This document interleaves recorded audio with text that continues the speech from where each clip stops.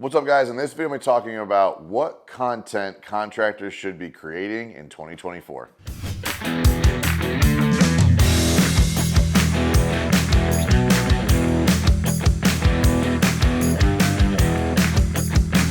What's up, guys? It's Mike Claudio, owner of WinRate Consulting, CEO at Profit Panda, and host of the Big Stud Podcast. My introduction is going to get longer and longer as I keep doing this, but this is what it is. But this video is specifically around content. Obviously, I have created over 2,000 Instagram posts, just on one page. I've done 500 or 600 YouTube videos. I've done almost 500 podcast episodes. I've done hundreds of training videos internally. And I'm saying that just gives some context as I have a lot of experience over the last 5 years, specifically in the content creation game. And I'm not trying to be an influencer per se.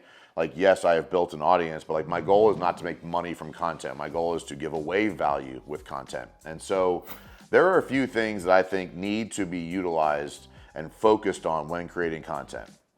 One is the content needs to be for your audience, not about you. Second, it needs to be unbiased. It needs to be not strongly oh, hire us because we're the best. It's here's ways we do things. I'm gonna dig into that a little bit, but unbiased. It needs to be educational, and it needs to be something that drives the sales process. So I'm gonna unpack that a little bit. So the first part of the content creation strategy is understanding what your clients need in their decision-making process. So no matter what you do, think about the questions your clients ask during the sales process. Things like who, what, where, when, how, why, all the things that they're looking for answers or need to find answers for as part of the sales process. Making it unbiased means this is just how we do things, not ours is the best, or don't go that route, or that's not good enough. Just hey, this is how we do things. This is why we do things this way. This is what makes this, what's ideal. Don't talk bad about anybody. Don't talk good about anybody. Just say hey, this is what we do. This is why we do it. This is our perspective on things. Very unbiased on different products, right? Don't choose a product over one or another. Don't choose an option over one or another. Don't choose countertops over one or another. Just be hey, there's different reasons to do all of it. Let's talk about it. That's what people want. People want an unbiased opinion on the factual information as why do you want natural stone compared to man-made stuff? Or why do you want this shingle to that shingle? Why do you want this tile to that tile? Why do you want this floor to that floor? And so people just want the information. So don't push them in a direction, just educate them on what is best for them, which brings me to the educate part of this. Education can be everything. It can be about products or services. It can be about your process. It can be about the client journey. This is something I feel is underutilized right now. People actually creating content around the actual client journey. If you've ever done a remodel, we'll use remodels as an example. Hey, during the drywall phase, you're gonna fucking hate it. There's gonna be dust everywhere, but that's just part of the process. And when you can drive the client through that, someone, I can't remember who it was literally 8 or 10 years ago, sent me a document on the actual client journey on when you're excited, right? Demo's exciting, and then it slows down during rough in, and then drywall pisses you off, and then towards the end you get excited. It's the full client journey. If you're interested in that, shoot me a DM or shoot me a message or something. I'll send that over to you. But creating education around the client experience. When are you going to be excited? When are you going to be frustrated? What's going to happen if things go wrong? What's going to happen if we find unexpecteds? What is that change order process going to look like so you can be informed? All that stuff can be very, very well created in content that drives clients' know, like, and trust factor.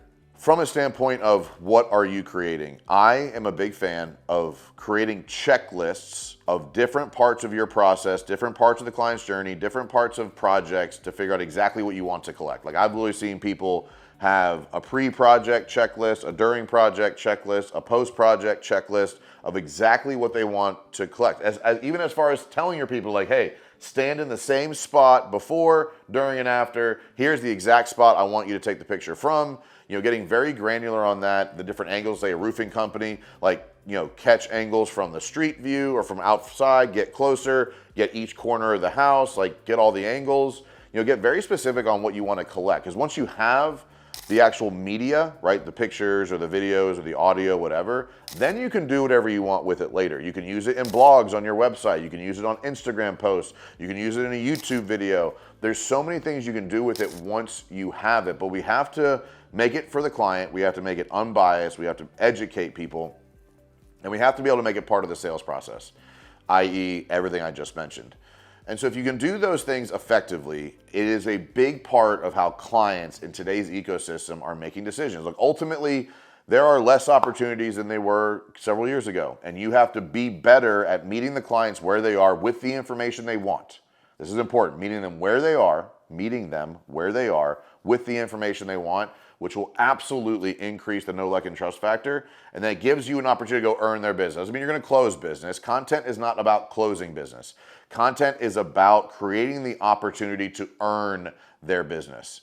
And make that very clear. Like for most contractors, you're not selling a product or service over the internet. I know e-com is becoming very, is getting, created for the roofing space and other construction environments where people can go in, pick their house, get their report, pick their shingle color, check out. And I think that there will be a certain amount of clients that want to do that. But I think there will also be an equal or greater amount of clients that still want people to come try to earn their business. So from there, pictures, video, and audio are the three primary medias that I would hyper focus on. So whatever that looks like to you, get very focused on it, get very intentional with it, so that you can win fast and win often in 2024.